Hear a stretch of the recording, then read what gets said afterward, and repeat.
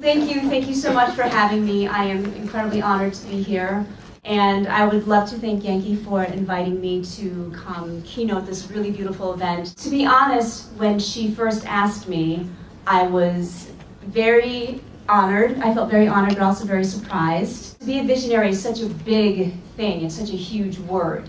And I started to wonder if I really am one or not. I thought, other than write about inspiring immigrant entrepreneurs and refugee entrepreneurs like many of you in this room, what do I really do to support all of you? My birth story is that I was left on the police station steps the day I was born in Seoul, Korea, like many other Korean adoptees running around the United States.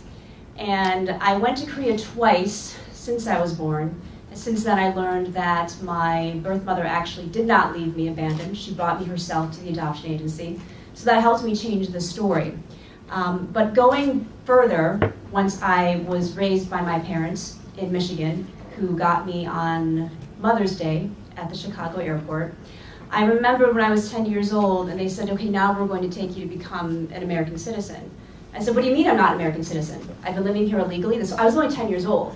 I said, what do you mean I'm not legally supposed to be there? And they said, well, when most children are adopted internationally, their parents like to get the process taken care of right away.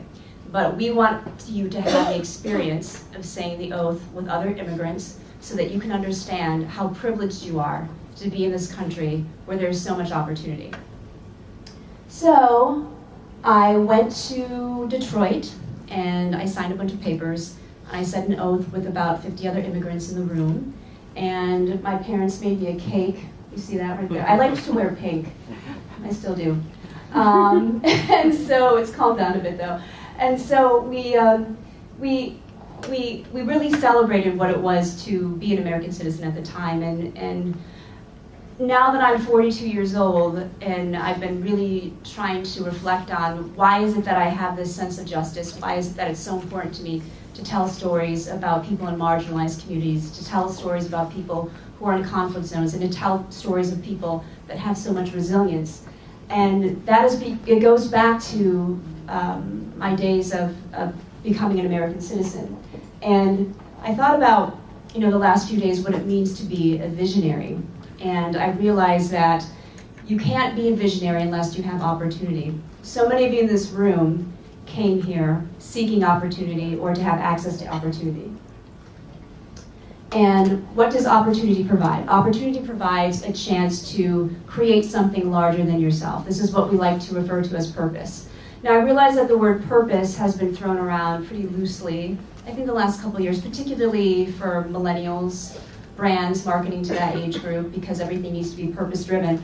But that's because it's such a great word. So if you will all say this with me, we all say, I have purpose. I have purpose. Say it louder than that, come on. Thank you. So my purpose has really been cultivated through the last 10 years. I was originally a TV producer for CNN and for Associated Press Television News, and I was doing business news updates from the New York Stock Exchange just down the street. I had no idea what I was talking about. I was just really good at sounding like I did. And then I moved to Los Angeles and I was covering red carpet shows, movie premieres, award ceremonies, interviewing celebrities, which was very fun. But I didn't really feel like it was contributing to society in the way that I thought I should. And so I started learning about what technology can do for people in need. I moved to San Francisco, where plenty of people in my field encouraged me to get into tech journalism, which again I thought was completely over my head. I didn't think I was geeky enough or tech savvy enough. But then I started meeting really brilliant entrepreneurs in the Bay Area and all over the world who were harnessing technology for social impact. And that led me, just giving me a few slides, that led me to traveling to different countries. The last couple of years I've spent a lot of time in the Middle East and North Africa. There I am with some friends in Lebanon. So this is where Tech for Good and the whole concept of peace through entrepreneurship really hit me. One of the reasons I was drawn to the Middle East is because I feel that it's one of the most misrepresented regions in the world. And you don't really know that unless you go there.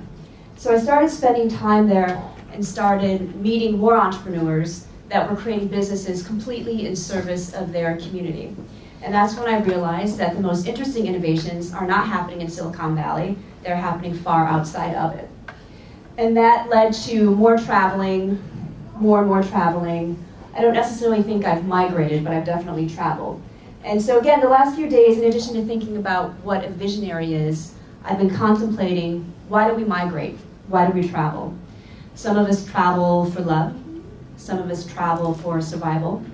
Some of us travel for new opportunities, access to new opportunities. Some of us travel for dreams to pursue. I've traveled for all of the above. And actually there I am in Jordan. I'm not sure why I included this. I think I just like this picture.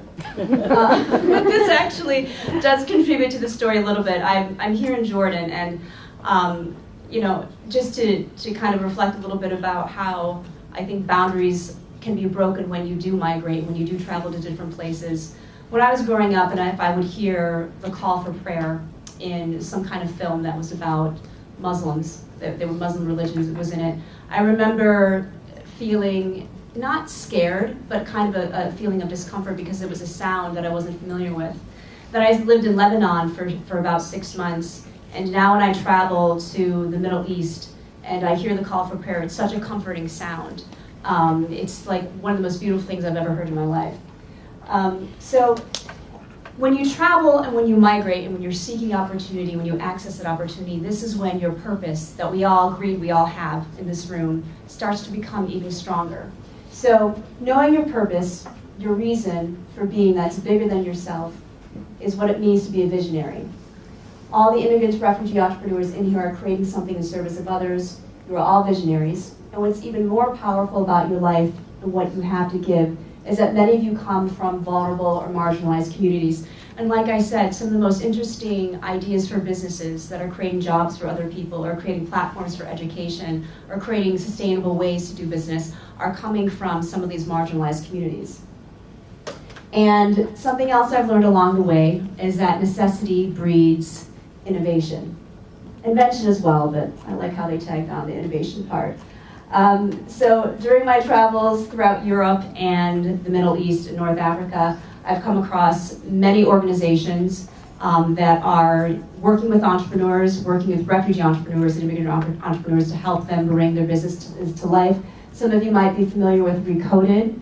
They work with refugees in Turkey and in other parts of the world to help them learn coding skills. TechFugees is an organization that originally started in London that has since created chapters all over the world. Originally, they started doing hackathons to bring some of these innovations to life, but these days they're actually working on providing job skills for refugees in different parts of the world so they can be competitive in the job landscape. And then the picture up above is of a friend of mine who runs a company called Proximy. She's in Lebanon and she works with a lot of refugees. It's amazing what you can do with frontier technology in the developing world. She's using AR to allow medical professionals to teach doctors in conflict zones and in war zones how to do certain medical procedures. In January, I had the privilege of going to the Zatari refugee camp. Some of you might know it's the largest refugee camp for Syrians in the world. There are about 80,000 people. But overall, it's kind of, as far as refugees go, it's the 5-star refugee camps in that they have electrical power, they have 2G phone service, and they actually have blockchain. Are you familiar with what blockchain is? Okay, sort of. I'm going to give you a quick 411. It's the technology that's used to keep track of Bitcoin and cryptocurrency transactions, and because it can do that, because it's so secure, it's able to track other things that should not be hackable. So given that a lot of refugees in this part of the world do not have a digital identity, what the World Food Program decided to do was have a technology created where they could use biometrics and the blockchain to secure a refugee's identity and allow them to pay for groceries at the Safeway that's in the refugee camp. I just fell in love with the system because it's so elegant and it's something that can be replicated anywhere in any marginalized community, or it doesn't even need to be marginalized, it can be replicated anywhere. But so on a personal note, I did not have a good picture for this. The other reason I know that necessity breeds innovation is because about 10 years ago, I was very jobless. It was during the recession, 2008. And at the time I was living in Los Angeles, having a bit of an existential crisis because I didn't know what I wanted to do with my life. And actually my best friend who I ended up staying with in San Francisco when I was totally broke is sitting right over there. So she took care of me for those 6 months because I really couldn't afford to live in Los Angeles anymore.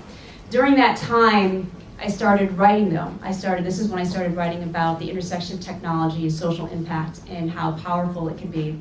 And that's when I started to formulate the goal of making tech for good go viral. However, I learned that you really can't make money doing that. So I started to look at what other people were doing on Twitter and on social media. This was 2008, so this was right around the time social media experts were coming into the fray. I still don't know what that word means, but I decided I was going to become one because I realized that the people that were calling themselves that were really just storytellers. And that's what I've been doing my whole life. So I was living in San Francisco, got summoned back to Los Angeles to take a job at a TV network. And I threw all of my things in my car, drove down to LA, signed a lease on an apartment I couldn't afford. The show got canceled 3 weeks later. And I remember talking to my parents who said, well, I think you're gonna have to file for bankruptcy because we can't help you. So I was just about to do that when I turned to the internet and saw these storytellers and influencers creating stories and working with other brands and companies and people that needed storytelling. And that's how I started my business as a content strategist. For the first few years, I struggled very badly because I didn't know what I was worth. I didn't know what to charge. But after about 6-7 years, I started to really get amazing clients. I started to write for BBC News, started to become a journalist again. And that's also how I met Peter Gabriel, the musician, and that's how we started a Tech for Good site called The Toolbox, which eventually led to my travels. I'm gonna go back here. So here I'm now, traveling the world, and having a great time and getting to meet interesting entrepreneurs like many of you in this room. So before I end, I would like to just kind of share some insights that I've learned along the way. These are not economic-driven insights, these are not business insights. These are more about life, and these are things that if you are able to keep these in check, you'll keep your relationships in check and keep your business in check as well. And this is something that I think applies actually to our personal lives and to business. You'll only reach your next level of power if you dive into a deeper level of vulnerability. Does that resonate with you? Do you know what I mean by that? Sort of. Sort of. And the reason I say that is because you only stand to win when you also stand to lose. So if you were going for the next milestone of creating your business in New York City, but you're not sure that you can do it, obviously you need to have all of your ducks in a row and a strategy in place. But it's a scary thing. It's a scary thing starting a business at all. It's a scary thing doing that, but you've got groups like BCNA helping you and a really beautiful community that I can see in this room. So there's no need to be afraid. I think just anybody in who has started a business understands what it means to be vulnerable. You don't need anyone's permission other than your own to step into your greatness. So this one, I have to say this to myself every day in the mirror because it's easy to forget. But I think this one deserves a group mantra as well. Did I make a slide for this? Okay, can everybody say I have greatness?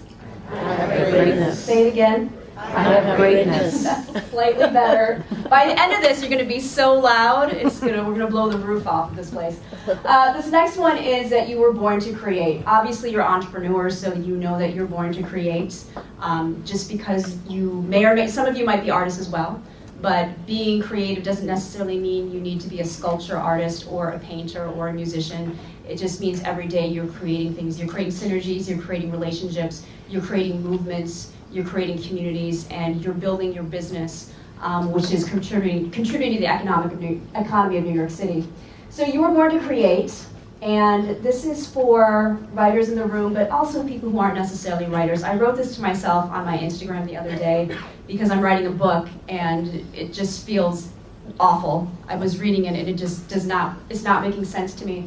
But it's okay to have a first draft, just like it's okay to have a minimum viable product. It's okay to have a first business plan that might not make sense to an investor. You have to keep going. And so think if you're not a writer, think of your first drafts as your first minimum viable product or your first idea for a service. Be good to your first drafts, as awful as you think they might be. Be gentle and kind to them, your rough drafts. Make them your best friends, and they'll be there to guide you through the ups and downs of your self-tortured creative soul. Or something like that. I don't think you're all self-tortured. There are no right or wrong emotions, so I'm going to get a little bit esoteric here. A couple of months ago, I had the privilege of going to Bhutan, small country in between China and India in the Himalayas. And a fascinating place. It's the only carbon negative country in the world. The government also has something known as the Gross National Happiness Index, meaning that they put happiness as a priority right up there with the economy. Hunting and fishing are not allowed, and the government's doing everything it can to preserve the indigenous culture of this beautiful country. While we were there, we meditated with the third highest ranking monk in the nation. We also did some whitewater rafting, and we did a lot of sessions on conquering our fears and having better relationships with our emotions. So we got pretty deep. At one point, we even wrote letters to our emotions. I wrote a letter to my least favorite emotion. That was the exercise. Her name is Gloria. I don't know why I named my fear Gloria, but her name is Gloria, and at the end of it I said, you are no longer, it's really long, I would read it, but I don't have it here. But at the end of it I just basically said, it's been a beautiful journey with you, you are still a part of me, I'm not going to dismiss you, but you are no longer in charge. So what we learned in that exercise is any kind of emotion that comes through us, whether it's anger, joy, happiness, bliss, celebration, sadness, misery, these are all things that we're allowed to feel, and it's okay to allow them to move through our body and out the other side. But the most important thing is to just let ourselves feel it and to have an okay relationship with it. Sometimes the fastest way to get there is to go slow. So I'm sure many of the people creating businesses in here can relate. You want to move fast, you want to get things out the door, you want to build, you want to scale. Especially if you have people that are giving you loans or investing in you and they want to see some kind of return, some kind of payback. But it's so important to give yourself the time and space to take your time, actually, to choose a different way. Any time in my experience that I've rushed or let the pressure of external factors get to me, that's when things start to fall apart. So the best way I think some of us can love ourselves and love our business and love our community is to give ourselves the time and the space to choose a different way, to choose to go slow. And finally, love your life and love your city. So, like I said earlier, no other city in the world has taught me as much about resilience as New York has. Some cities friends of mine in the Middle East, in Palestine, in Oman, Jordan, and in Israel, and in Lebanon, they have a different kind of resilience. But there is a special kind of energy that comes with being in New York.